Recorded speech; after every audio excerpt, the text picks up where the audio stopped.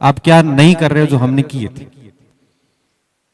पहली बात, बहुत अच्छे साथी रखिए आप, क्योंकि वो जितने अच्छे होंगे वो व्यक्ति वैसा ही होगा। एक 1000 शिक्षक जितना ज्ञान आपका सहपाठी आपको दे देता है 1 घंटे के अंदर ही। हम कितने भी मोटिवेशन लेक्चर दे दें, पास वाले ने ये कह दिया ये किताब कहीं को है। मतलब हम 10 दिन से कह रहे हैं कि ये किताब खूब है, और दोस्त ने बोल दिया मैं कह रहा हूं। जब हम ऑफलाइन में पढ़ाते हैं, किसी टॉपिक को समझाने में हमें घंटा भर लग जाता है, बच्चे की समझ में नहीं आता, पास वाला उसको कहता है उसको ऐसे नहीं ऐसे कर रहे, उधर आ जाएगा। एक स्टूडेंट के ऊपर सबसे अधिक प्रभाव पड़ता है उसके साथियों का। वो कैसे होंगे उस पर डिपेंड होगा कि आप कैसे होंगे। अगर साथ में कोई नशेड़ी रख लिया तो धीरे धीरे आप भी उस स्थिति में जाना शुरू करोगे। रात को हम लूणकंड सर से आ रहे थे, तो हमारे एक मित्र है, वाइस प्रिंसिपल है, तो हमें होटल पे रोका, सुरेंद्र जी मैं कर्ण साथ थे। तो उन्होंने कहा कि चाय, मैंने कहा नहीं मैं तो ब्लैक टी पीता हूँ। तो सुरेंद्र जी को चाय, सुरेंद्र मैं भी ब्लैक टी। हमारे साथी कर्ण सिंह को कहा आप, मैं ब्लैक कॉफी। दूध, हम दूध सबने छोड़ दिया। तुम्हारे मुकेश को पूछा, हमारा ड्राइवर है, आप तो, मैं तो बिल्कुल चाय नहीं पीता।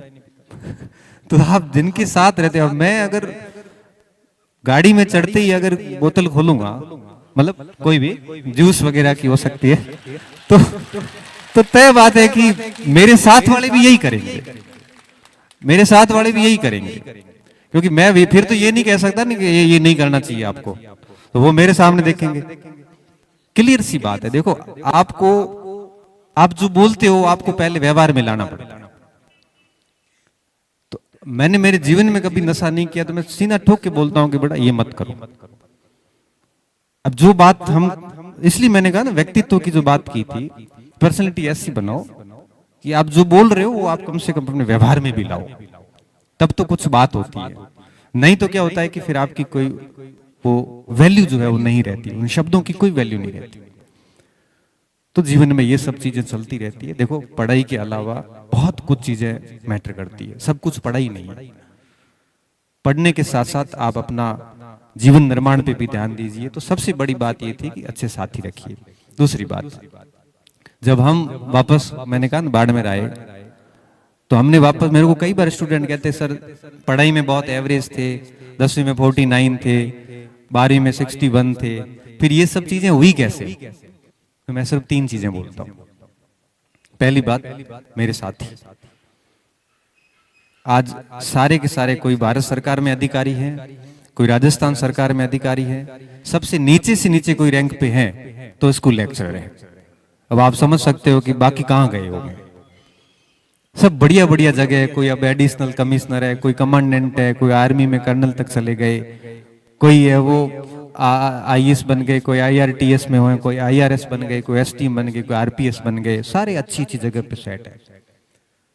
अब आप जब ऐसे लोगों के साथ रहते हैं तो आपको भी अंदर से छोटा मोटा आईएएस नजर आने लग जाता है, क्योंकि वो भी, उसकी बातें भी फिर ऐसी होती है कि इस बार प्री निकाल लेंगे, अगली बार मेंस कर देंगे। क्यों? उसी ग्रुप में बैठा है। अब आप ऐसे व्यक्ति के साथ बैठे हैं जिसका लक्ष्य 4th ग्रेड और उससे ऊपर है ही नहीं, तो आपके दिमाग में भी यही बात आएगी कि 4th ग्रेड, 3rd ग्रेड, वापस 4th ग्रेड कब आ रही है, जबकि आप में बहुत क्षमता है। आप अपने आप को अंडर एस्टिमेट कर रहे हैं। सही कह रहा हूं आपको। होता क्या है कि जब आपके साथ में कौन लोग रह रहे हैं, ये बहुत मैटर करता है। साथ में रहने वाला अगर आपको बढ़िया तैयारी कर रहा है तो आप उससे प्रेरित होकर आप भी करोगे, उस चीजों का प्रभाव पड़ता है। दूसरी बात जो मैं कह रहा था कि ये परिवर्तन कैसे आए। दूसरी बात, जब कॉलेज की दुनिया में हम प्रवेश किए और जब पढ़ाई शुरू करी, देखो मैंने तो ना कभी जिंदगी में कोचिंग करी। उस समय का दौर ऐसा था कि इतना कोचिंग इंडस्ट्री थी भी नहीं, ना लाइब्रेरी व्यवस्थाएं थी, ना टेस्टरी व्यवस्थाएं थी। जो करना था सेल्फ ही करना था। आज की स्थितियां अलग, पूरी स्थितियां बदल गई है। लेकिन मैं आपको बात बताऊं कि कॉलेज के जो 3 साल थे, उन 3 सालों में हमने खूब पढ़ाई की थी। हमने कभी हमारा समय खराब नहीं किया। 7-8 घंटे पढ़ना है मतलब पढ़ना है।